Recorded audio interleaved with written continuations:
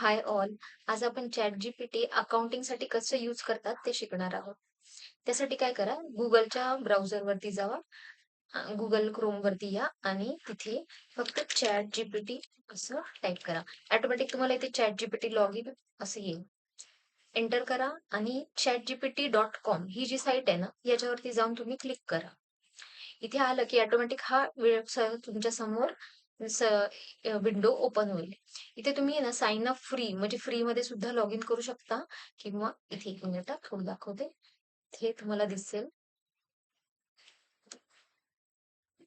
इथे तुम्ही sign up for free असंही करू शकता किंवा मग लॉग इन सुद्धा करू शकता. आता ChatGPT हे फ्री आहे.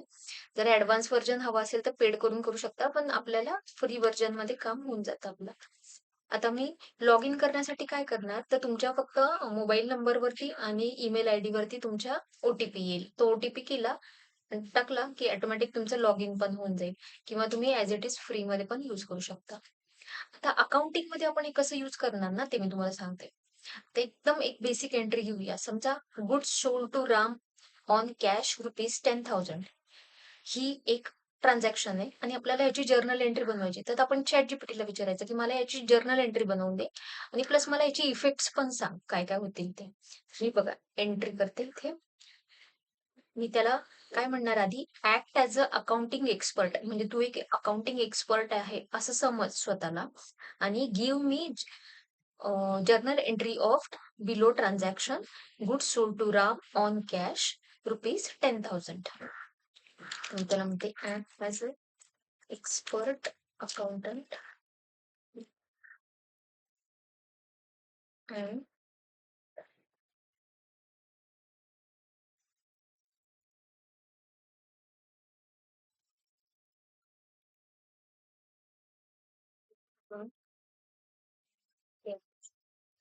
it's 10,000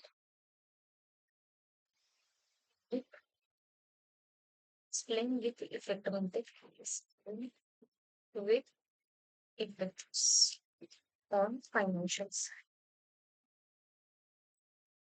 म्हणजे मी त्याला काय म्हटलं, आता तू एक चॅट जीपीटी हा खूप वर्सटाईल आहे, त्याच्याकडे खूप नॉलेज आहे. मग मी आता त्याला काय सांगितलं की तुझं जे अकाउंटिंगचं नॉलेज आहे ना, ते एक्सपर्ट अकाउंटिंगचं नॉलेज यूज कर आणि मला एक जर्नल एंट्री प्रिपेअर करून दे. Goods sold to Ram on cash ₹10,000 आणि मला याचे इफेक्ट्स फायनान्शियल्स वर कसे होतील ना हे सांग. तर मी हे दिले त्याला प्रॉम्प्ट, याला म्हणतात प्रॉम्प्ट देणं. हा प्रॉम्प्ट मी त्याला दिलाय आणि फक्त एंटर केलं. आता बघा तुमच्या समोर तो कसा देतो आन्सर मला. तर बघा त्यांनी काय आन्सर दिलं, in goods are sold for cash two things happen in the accounting. Cash increases, assets comes in, sales revenue increases, income is earned. Even if customer name is mentioned Ram because it is a cash, we do not create a debtor account. म्हणजे अगदी व्यवस्थित प्रत्येक गोष्ट ना गोष्ट आपल्याला त्यांनी effects financials वरती कसे येणार ते समजून सांगितले बघा. नंतर इथे जर्नल एंट्री दिली, डेट आपण मेन्शन नव्हती केली म्हणून त्याने डेट दिली नाहीये, पण जर्नल एंट्री मध्ये कॅश अकाउंटला डेबिट 10,000 आणि सेल्स अकाउंटला क्रेडिट 10,000 हे पण दिलेलं आहे.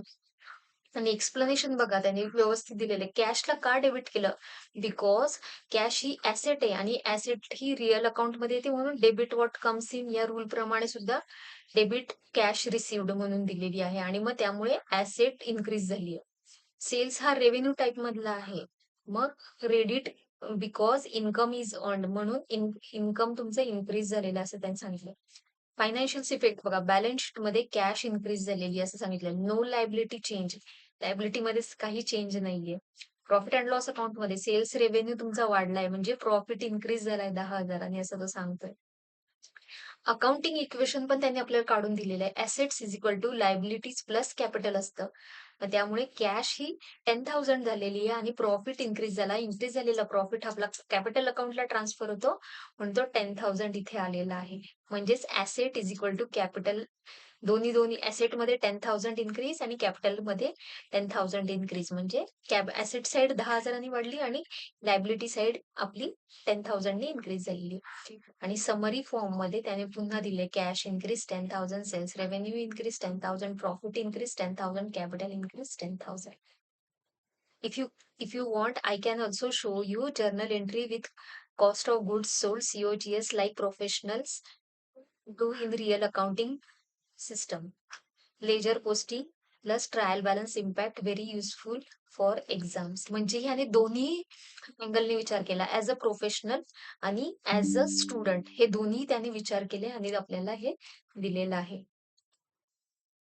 तर अशाच प्रकारे मी ChatGPT ला दुसरा प्रश्न विचारते.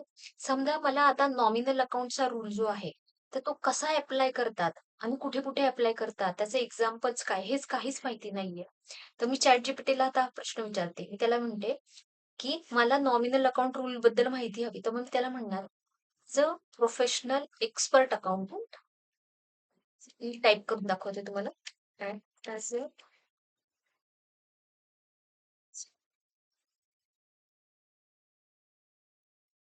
And explain nominal account rule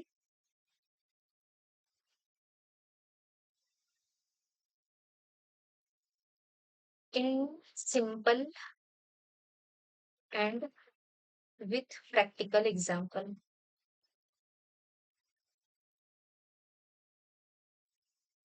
तर नॉमिनल अकाउंटचा रूल मी त्याला विचारला आणि मी त्याला काय सांगितलं की सिंपल लँग्वेज मध्ये सांग, मला अगदी किचकट लँग्वेज मध्ये काही नकोय, आणि विथ एक्झाम्पल मला समजून सांग, प्रॅक्टिकल एक्झाम्पल मला समजून सांग. एंटर केलं. ह्याला हा मी प्रॉम्प्ट दिला, त्याला प्रॉम्प्ट दिला म्हणजे प्रश्न विचारला त्याला एक थोडक्यामध्ये, आणि एंटर केलं. तुमचा प्रश्न पण अगदी व्यवस्थित असायला हवा. जेवढा प्रश्न व्यवस्थित आणि क्लिअर असेल तेवढा तो छान तुम्हाला व्यवस्थित एक्सप्लेनेशन आणि उत्तर देईल. आता बघा त्यांनी उत्तर काय दिलं. In accounting, nominal accounts are accounts that record expenses, losses, income and gains of a business during an accounting period. Golden rule of accounting: nominal account is debit all expenses and losses, credit all incomes and gains. This rule helps accountant decide which side of journal entry to record a transaction. आता बघा यांनी छान मला example with व्यवस्थित chart wise दिलेले आहेत. आता मी हा चार्ट पहिला ओपन करते. प्रीपेड एक्सपेन्सेस जर नॉमिनल मध्ये असतील, अक्रूड एक्सपेन्सेस नॉमिनल मध्ये असतील, तर त्यांचं टायमिंग काय असतं, फायनान्शियल इफेक्ट काय असतात, इन्कम वरती कसे इफेक्ट असतात, कॅश वरती कधी इम्पॅक्ट असतो, कॅश जेव्हा ऍक्च्युली पेड केलेली असते, आणि एक्झाम्पल मध्ये पिरियड त्यांनी मला तो कधी कधी कन्सिडर करतात. अगदी डिटेलमध्ये त्याने मला हा फॉर्म्युला एक्सप्लेन करून दिलेला आहे. कन्सेप्ट सुद्धा व्यवस्थित सांगितलेली आहे. कारण त्याला प्रश्नच इतका व्यवस्थित विचारला होता, त्यामुळे त्यांनी तो अगदी व्यवस्थित आपल्याला दिला नाही. आणि आता सोपं सोपं प्रॅक्टिकल एक्झाम्पल बघा. A company page ₹10,000 for office rent. Accounts involve rent account, expenses nominal account आणि कॅश अकाउंट, ऍसेट्स अकाउंट. मग आता इफेक्ट, आता जर्नल एंट्री पास करून दाखवली बघा. रेंट अकाउंट डेबिट ₹10,000 आणि कॅश आपली गेली, cash account credit 10,000. Expenses so according to the nominal account rule debit expenses.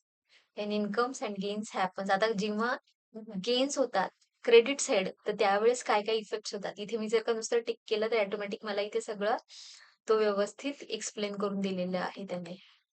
Definition, example, timings, हे इन्कमशी रिलेटेड त्याने मला सगळे दिलेले आहेत.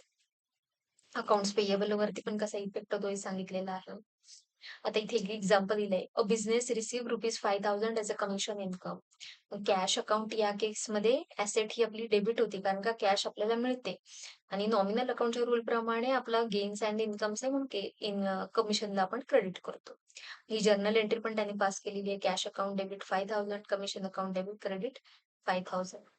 अशा प्रकारे तुम्ही तुमच्या डे टू डे लाईफमध्ये, म्हणजे तुम्ही स्टुडंट असताल किंवा वर्किंग प्रोफेशनल्स असताल, तर तुम्हाला ज्या काही एंट्रीज अडतात, ट्रान्झॅक्शन्स अडतात, तर असे तुम्ही सगळे ट्रान्झॅक्शन्स एंट्रीज त्याला विचारू शकता. हा अगदी लिमिटेड यूज मी तुम्हाला सांगितला फक्त अकाउंटिंगच्या दृष्टीने. असे तुम्हाला भरपूर सारे यूज त्याचे करता येतात.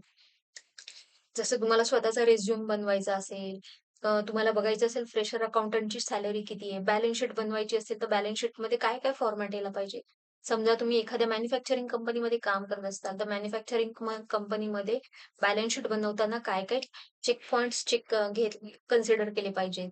किंवा एखादी जीएसटी नोटिफिकेशन आली असेल, तर त्या जीएसटी नोटिफिकेशनला तुम्ही त्यामध्ये अपलोड करून ह्या नोटिफिकेशन मधनं काय तुम्हाला समरी पाहिजे ती सुद्धा तुम्ही घेऊ शकता. पण मी हा स्पेसिफिकली तुम्हाला अकाउंटिंगच्या दृष्टीने ह्याचा यूज सांगितलेला आहे.